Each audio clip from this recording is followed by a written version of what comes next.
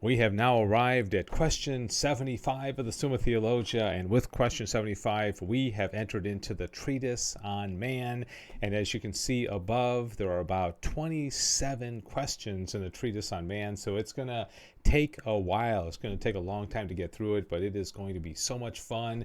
You're going to learn so much about yourself as we go through this, because he covers everything that has to do with human nature in these questions. And I should say that when St. Thomas Aquinas refers to man, as in the treatise on man, as you can see in this picture here, he's talking about men and women. He's talking about human beings, all right? So it's not man as in the male gender. And so this question is rather long. It's of man who is composed of a spiritual and corporeal substance. Okay, so a substance is a individual thing, and that's important because a spiritual and corporeal substance means that you have a spiritual and a physical part together in one substance. But in this question, he says, and in the first place, concerning what belongs to the essence of the soul. And I couldn't put it all up there because it's just too long. So this question is going to have to do with the soul, and there are 7 articles in this, so we were going to get right to it. The first one says, is the soul a body? Now, most people today would say, well, of course the soul isn't a body. Soul is different from a body, right? But as you're going to learn, there's a lot of people throughout history that believed that there was nothing immaterial, and so the soul had to be a body, as St. Thomas is going to explain. He starts off by saying, to seek the nature of the soul, we must premise that the soul is defined as the first principle of life of those things which live. The first principle of life of those things which live. So only things that live are going to have a soul. A rock doesn't have a soul. It's not alive, right? For we call living things animate, having a soul, and those things which have no life inanimate. Now, life is shown principally by 2 actions, knowledge and movement. Okay, so knowledge and movement, according to St. Thomas Aquinas, is what defines having life, which is interesting because some things that have life don't move. Well, maybe they don't very much anyways. The philosophers of old, not being able to rise above their imagination, supposed that the principle of these actions was something corporeal. For they asserted that only bodies were real things, and that what is not corporeal is nothing. Hence they maintained that the soul is something corporeal. Okay, so the soul is something physical, something, tangible. This opinion can be proved to be false in many ways, but we shall make use of only one proof based on universal and certain principles, which shows clearly that the soul is not a body. And then he goes on and says, for it is clear that to be a principle of life or to be a living thing does not belong to a body as such. If that were the case, every body would be a living thing or a principle of life. Therefore, a body is competent to be a living thing or even a principle of life as such a body. Now that it is actually such a body, it owes to some principle which is called its act. Therefore, the soul, which is the first principle of life, is not a body, but it is the act of the body. Okay, it's what moves the body. It's what does something with the body, right? That's why a rock doesn't have a soul, because it's not being moved. It's not alive, and that is the distinction, right? Okay, on to Article 2, whether the human soul is something subsistent. Subsistent just means being able to exist on its own. Can a soul live apart from the body? Now, he's making a distinction here, the human soul, because in the next article he's going to talk about the irrational creatures and whether that's the case. It must necessarily be allowed that the principle of intellectual operation, which we call the soul, is a principle both incorporeal and subsistent. Okay, it doesn't have a body, and it can exist on its own. This is extremely important because when people die, you see the corpse, right? But you trust that soul that went in it at some point is now still alive. Otherwise, we're done. For it is clear that by means of the intellect, man can have knowledge of all corporeal things. Now, whatever knows certain things cannot have any of them in its own nature, because that which is in it naturally would impede the knowledge of anything else. What Aquinas is getting at here is that the soul is is incorporeal and subsistent, and that it's able to know all things, the forms of things. But what he's saying is that if there was anything physical in it, then it would not be incorporeal. And it's kind of hard to explain, but in order for something to know things, it can't be physical. Physical things can't know things, only incorporeal things. And that's why it's God, it's us, and the angels that can know things, because we all are spiritual and not corporeal. So he's saying that a dog or a cat or a caterpillar can't know things in their essence, and that's why the body and the soul of those creatures are different than our body and the soul, right? If the intellectual principle contained the nature of a body, it would be unable to know all bodies. Therefore, the intellectual principle, which we call the mind or the intellect, has an operation per se, apart from the body. Now, only that which subsists can have an operation per se, so it can exist on its own. It's not dependent on the body ultimately, right? Here on earth, Thomas is going to say our soul needs our body, because that's how it comes to know things, right? Through the senses. But we'll get to that at another time. All right, whether the soul of brute animals are subsistent. Okay, so brute animal would be something like a dog or a cat or a porpoise or a whale, right? Something that is not human being but still has a body. He says the ancient philosophers made no distinction between sense and intellect and referred both to corporeal principle.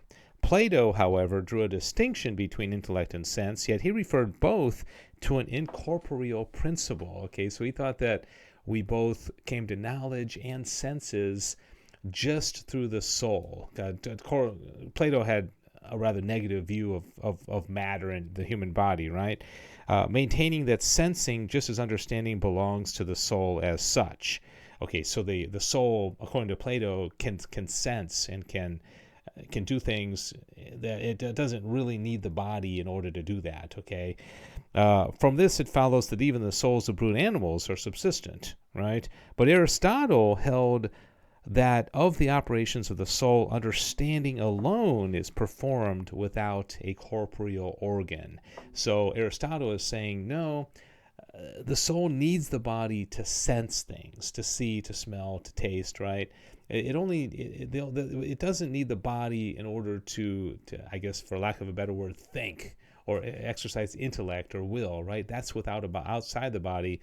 But to sense things, we do need a body, right?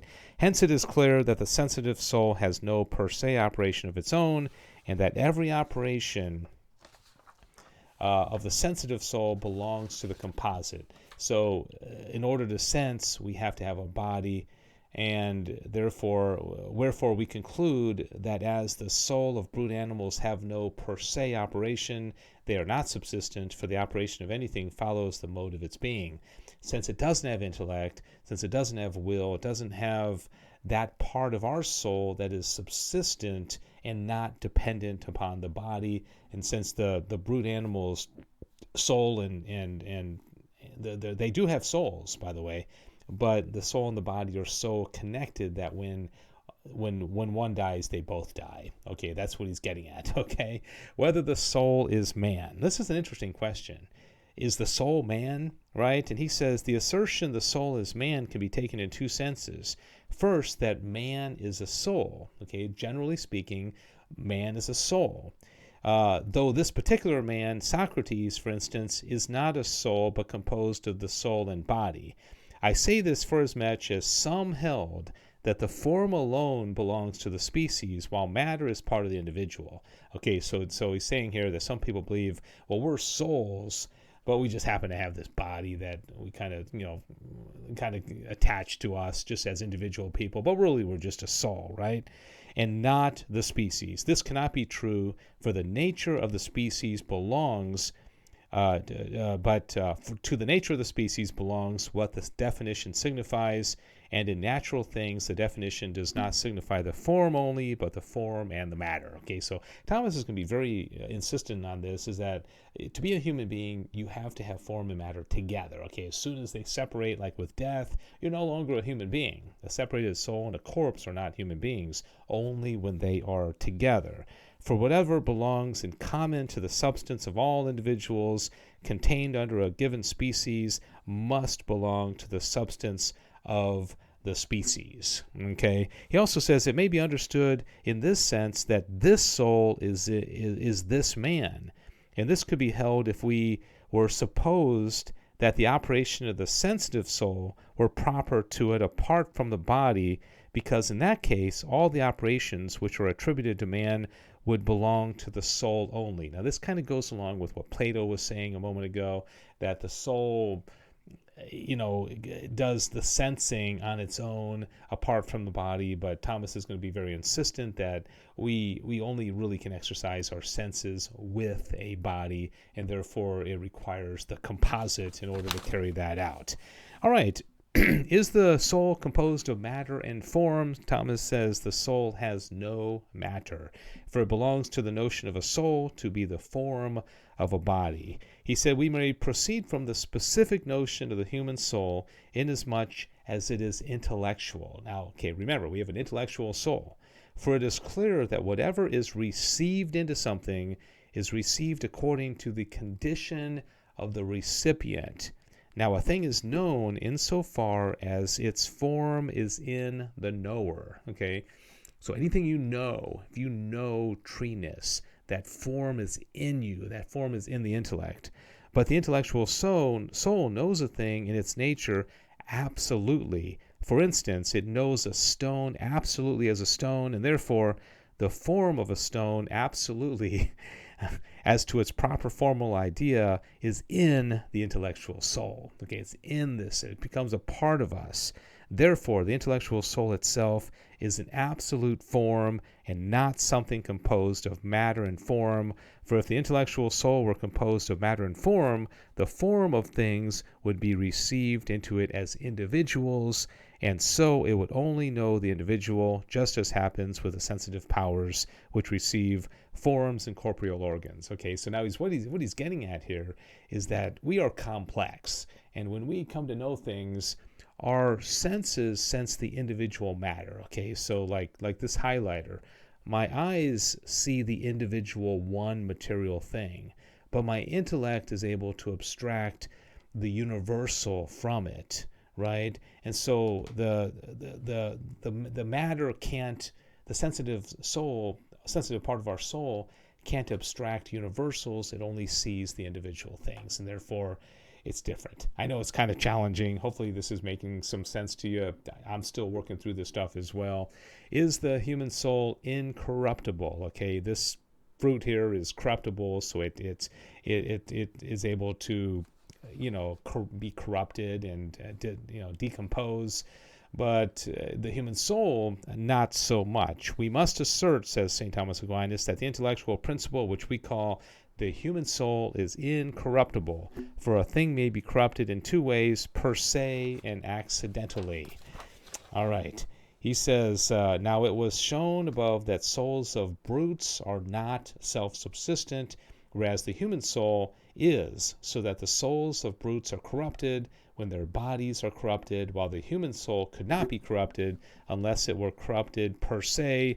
This indeed is impossible, not only as regards the human soul, but also as regards anything subsistent that is a form alone. Okay, so if it's subsistent and it's a form alone, like a human soul, like an angel, like God, which of course God is subsistent, it's incorruptible. It can't corrupt.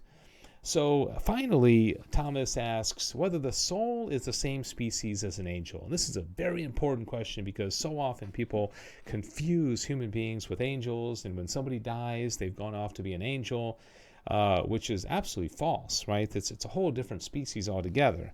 So he talks about Origen again, and if you've been watching these videos, Origen got a lot wrong. Origen held that human souls and angels are all of the same species, and this because he supposed that in these substances the difference of degree was accidental, as resulting from their free will, as we have seen above. Remember, Origen believed that everything that angels were created, and then if they did bad, they became human beings, or were so like irrational creatures. If they were good, they rose up to being higher angels. Thomas says this cannot be, for in incorporeal substances there cannot be diversity of number without diversity of species and inequality of nature. Every angel is its own species. Every single individual angel is its own species, because as they are not composed of matter and form, but are subsistent forms, it is clear that there is necessarily among them a diversity of species, as I just mentioned. For a separate form cannot be understood otherwise than as one of a single species. Thus, supposing a separate whiteness to exist, it can only be one, for as much as one whiteness does not differ from another except as it is in this or that subject. This is interesting. So whiteness doesn't really exist on its own. You have white things, right?